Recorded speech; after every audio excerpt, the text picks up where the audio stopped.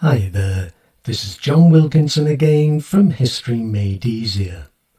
Now I've done a number of presentations explaining how Hitler consolidated power by gaining control of the state and all but eradicating all political opposition.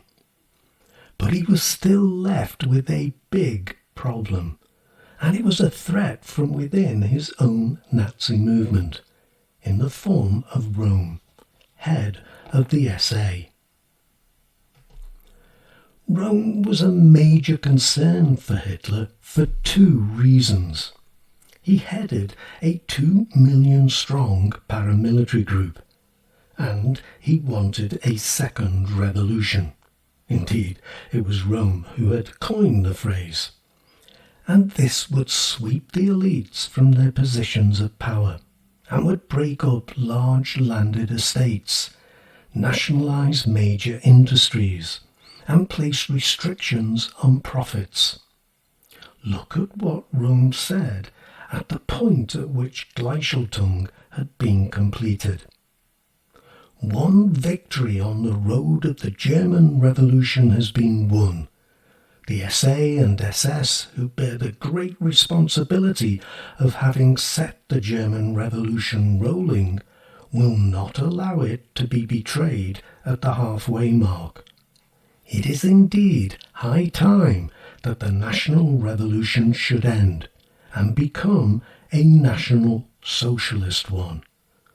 We shall continue our fight, with them or without them, and if necessary, against them. Hitler's aim had always been a national revolution, a rebirth for Germany and a Germany for Germans, whereas he had joined and led a party that had always sought a national socialist revolution. It is in its name. But Hitler needed the conservative elite. Maybe not the aristocracy or the Junker landlords, maybe not the Prussian generals, but he needed some generals. He needed the army, because he planned for war. And he needed big business and the financial world to finance his plans and produce his war machine. He needed the civil service. He needed, at least in the immediate term, Hindenburg. He may have been sidelined politically, but he was still listened to by the army. And it was the army that above all he needed. Its training, professionalism, discipline, and its officer corps still made it a stronger force than the SA, and the one force that could topple him. And besides, he would need it to carry out his plans. Hitler could now do without the SA. Its purpose was over, but he couldn't do without the army. Countering what Rohm had to say, Hitler made his position clear in a speech to assembled leading Nazis. This is what he said. Revolution is not a permanent condition. It must not develop into a permanent condition. The stream of revolution has been undammed, but it must be channeled into the secure bed of evolution. The slogan of the Second Revolution was justified, as long as positions were still in Germany that could serve as points of crystallization for a counter-revolution. That is no longer the case. We do not leave any doubt about the fact that if necessary, we will drown such an attempt in blood. For a second revolution can only direct itself against the first one. And in a speech to SA and SS leaders, he had this to say: I will suppress every attempt to disturb the existing order as ruthlessly as I will deal with the so-called Second Revolution, which would lead only to chaos. The battle lines were clearly drawn: a second revolution or the traditional elite to stay in place.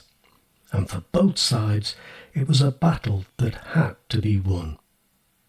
Rome had his 2 million paramilitaries, many of whom were disillusioned by Hitler's stance on the Second Revolution.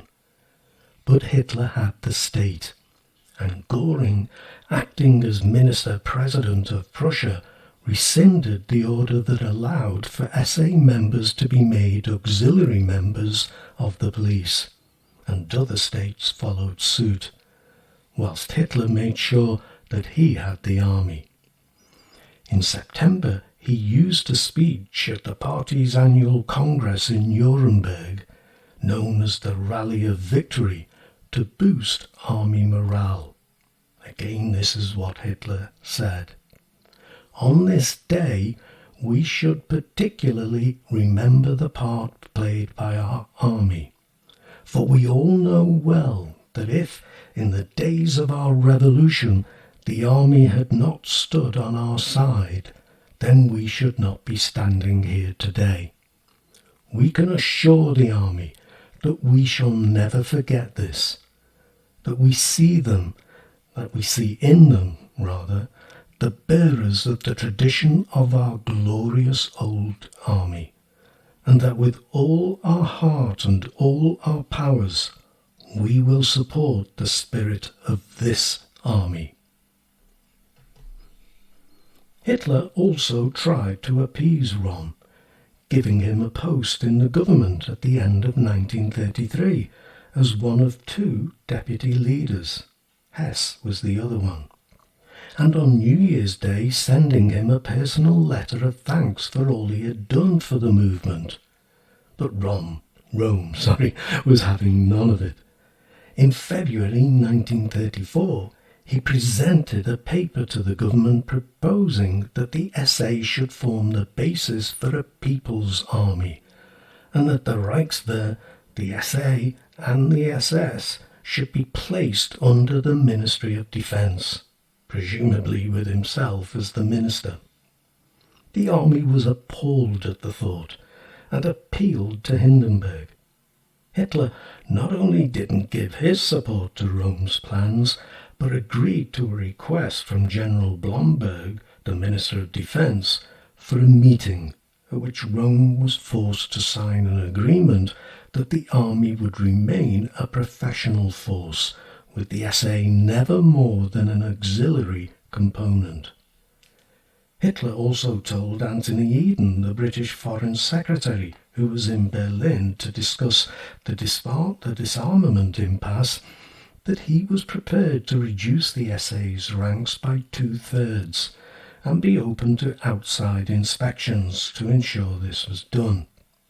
However, Rohm informed his own men that he had no intention of obeying the ridiculous corporal, Hitler, and that he would be sending him on leave. So little had been resolved. In April, Hitler was with General von Fritsch and Admiral Raeder, the commanders-in-chiefs of the Army and Navy respectively, as well as General Blomberg, as they sailed on the cruiser Deutschland on their way to watch the spring manoeuvres in East Prussia. Everyone was made aware of Hindenburg's failing health, and Hitler told his commanders-in-chief that he wanted himself to replace him as president. In return for their support, Hitler promised to suppress Rohm's ambitions, drastically reduce the SA, guarantee that the army would be the only bearers of arms, and probably promised to considerably expand the size of both the army and the navy. The Pact of the Deutschland, as it came to be known, strengthened Hitler's hand in every possible way, and at little cost.